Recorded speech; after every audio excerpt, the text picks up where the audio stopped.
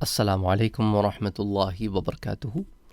نابالغ بچوں سے متعلق، وہ نابالغ بچے جو فوت ہو جاتے ہیں ان سے متعلق ایک دو سوال اور آئے ہیں، ایک بہن نے پوچھے ہیں، ان کو شاید میں نے ایک درس میں شاید ایڈریس نہ کیا ہو، مختلف دروس میں پہلے ایڈریس کیا ہو۔ اس کا تعلق یہ ہے کہ وہ نابالغ بچے جو کسی بہت شدید مہلک بیماری میں بڑی تکلیف سے اس دنیا سے جاتے ہیں،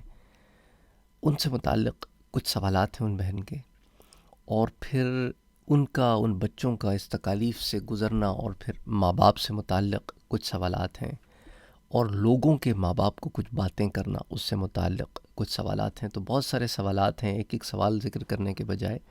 میں آپ کے ساتھ وہ پوائنٹرز رکھتا ہوں جو ان کے جوابات ہیں۔ یاد رکھیں کہ جو نابالغ بچے اس دنیا سے چلے جاتے ہیں، ڈزنٹ میٹر وہ کسی مسلمان کے ہوتے ہیں یا کافر و مشرک کے ہوتے ہیں، نابالغ بچوں پر سے قلم اٹھا لیا جاتا ہے، ان کے اعمال لکھا ہی نہیں جاتا، وہ جنتی ہوتے ہیں۔ وہ جب اس دنیا سے چلے جاتے ہیں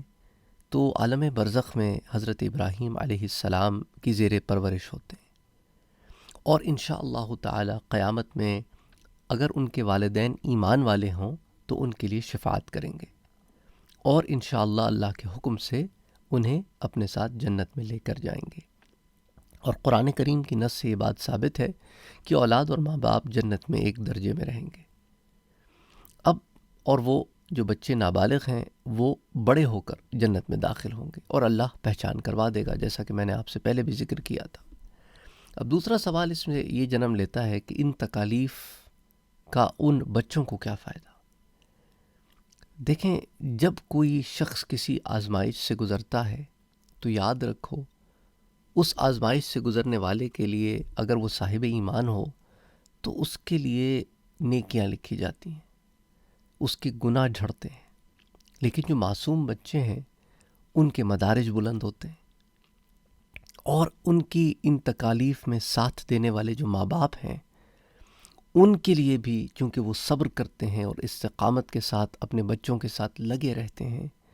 اور ان تکالیف و مصائب پر صبر کرتے ہیں، اور ان کی جدائی کا صبر برداشت کرتے ہیں، اور شکوہ شکایت نہیں کرتے، تو ایسے ماں باپ کے لیے بھی اجر عظیم ہے، جس کا انہیں اندازہ ہوگا قیامت کے دن جب وہ اپنے بچوں سے ملائے جائیں گے، اور انشاءاللہ تعالی عالم خلود میں جنت میں ان کے ساتھ ہمیشہ رہیں گے۔ دوسری بات، جب بھی کسی پر کوئی مشکل یا مصیبت آتی ہے تو دیکھو یہ مقدر میں لکھی ہوتی ہے، بعضی چیزیں جو ہیں وہ دعاؤں سے ٹل جاتی ہیں، وہ ڈیپینڈ کرتا ہے کہ کون سی تقدیر میں کیا بات لکھی ہے، وہ میں آپ سے پہلے ذکر کر چکا ہوں۔ لیکن ایک اور بات جو سب سے دل کو تکلیف دینے والی بات ہے، جو ہمارے رشتہ دار، دوست احباب، محلے دار، جان پہچان والے کر جاتے ہیں، لیکن اس سے دل چھلنی ہو جاتا ہے، اور کہنے والوں کو خبر بھی نہیں ہوتی کہ وہ کیا کہہ گئے۔ ان میں سے ایک بات یہ ہے کہ تمہاری اولاد اس مصیبت و تکلیف میں جو گرفتار ہوئی ہے تو ضرور تمہارے ہی کچھ گناہ ہوں گے۔ انا للہ و انا الیہ راجعون۔ ایسی باتیں ایک ایسے ماں سے یا ایسے باپ سے یا ماں باپ سے کہی جائے جو اپنی اولاد کو کھو چکے ہیں، جو آلریڈی یا ان کی اولاد کسی مصیبت یا تکلیف میں گرفتار ہے، ایسے ماں باپ سے بجائے اس کے کہ ان کی ڈھارس بنیں، ان کو کوئی اچھی بات کہیں، کہ ان کے دل جو مایوس ہو گئے ہیں یا تکلیف میں ہیں، مایوس تو نہیں کہنا چاہیے کیونکہ مومن مایوس نہیں ہوتا، لا تقنطوا من رحمت اللہ، اللہ کی رحمت سے مایوس نہیں ہوتا، وہ نا امید نہیں ہوتا، بلکہ کہنا چاہیے جن کے دل اداس ہیں، غمگین ہیں، ایسے لوگوں کے لیے تو ڈھارس بننی چاہیے اور اچھے بول بولنے چاہیے، بجائے اس کے کہ آپ ان کے دلوں کو اور چھلنی کر دیں، انہیں اور تکلیف پہنچائیں،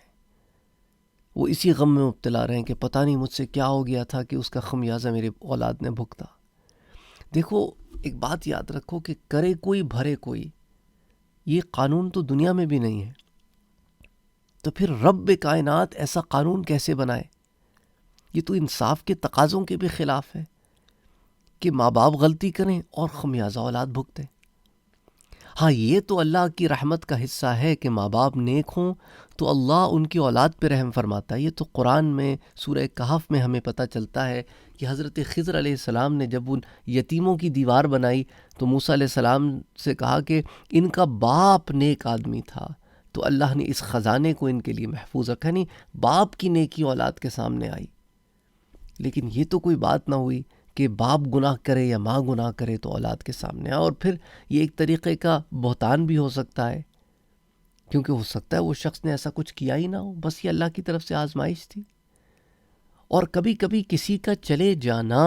اس کے لیے بہتر ہوتا ہے اور دوسروں کے لیے بہتر ہوتا ہے۔ مثال کے طور پہ آپ سورہ کہف ہی میں دیکھتے ہیں کہ حضرت خضر علیہ السلام نے ایک بچے کو مار دیا۔ موسیٰ علیہ السلام نے پوچھا کہ اس کو کیوں مار دیا، اس کا کیا قصور تھا؟ بعد میں انہوں نے بتایا کہ اللہ سبحانہ و تعالی چاہتا تھا کہ یہ اس دنیا سے چلا جائے،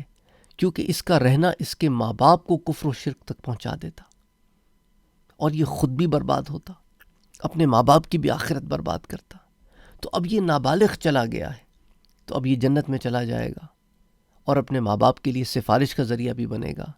اور اللہ تعالیٰ ان کے ماں باپ کو ایک اور اولاد عطا فرمائے گا جو تابعدار بھی ہوگی، جو نیکوکار بھی ہوگی، ان کی آنکھوں کی ٹھنڈک بھی ہوگی اور ان کے لیے جنت کا سامان بھی ہوگی۔ تو ان کے سارے بچے ان کے ماں باپ کے ساتھ جنت میں اکٹھے ہو جائیں گے۔ تو کبھی کبھی کسی کو رکھنا اللہ تعالیٰ کا کرم ہوتا ہے، کبھی کسی کو یہاں سے لے جانا اس کا کرم ہو جاتا ہے،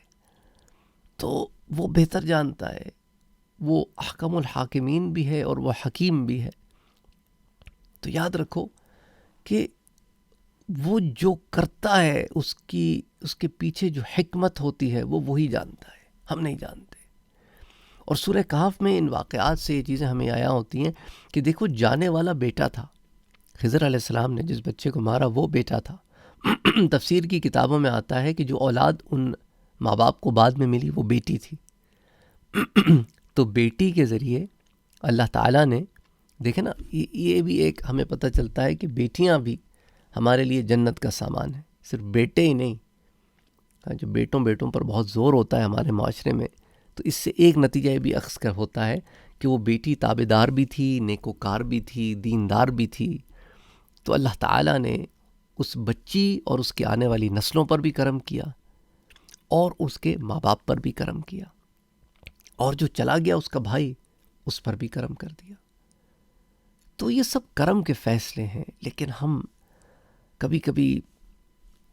بہت شارٹ ٹرم سوچنے لگتے ہیں، کبھی خود غرض ہو جاتے ہیں، کبھی شکوے کرتے ہیں۔ یاد رکھو جان دی ہوئی اسی کی تھی، حق تو یہ ہے کہ حق ادا نہ ہوا۔ کہنا آسان ہے، معاملہ مشکل ہے، لیکن ہم کچھ کر بھی تو نہیں سکتے، بے بس ہے نا۔ تو جب بے بس ہیں اور کچھ کر نہیں سکتے تو اس رب کائنات کی طرف پلٹ آؤ، لوٹ آؤ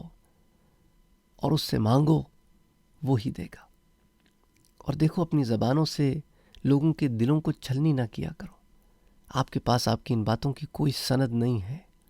تو کیوں لوگوں کو پریشان کرتے ہو، کیوں لوگوں کو دکھی کرتے ہو؟ اللہ تعالیٰ بہتری کرے۔ بعض لوگ مجھ سے خوابوں کی تعبیر کے متعلق بھی پوچھ رہے ہیں، میں نے انڈیویجولی بھی لوگوں کو بتایا ہے اور اب اس ویڈیو میں بتا رہا ہوں۔ دیکھیں خوابوں کی تعبیر کا علم میرے پاس نہیں ہے، اس کے علماء ہوتے ہیں، آپ ان علماء سے رجوع کریں۔ السلام علیکم ورحمۃ اللہ وبرکاتہ۔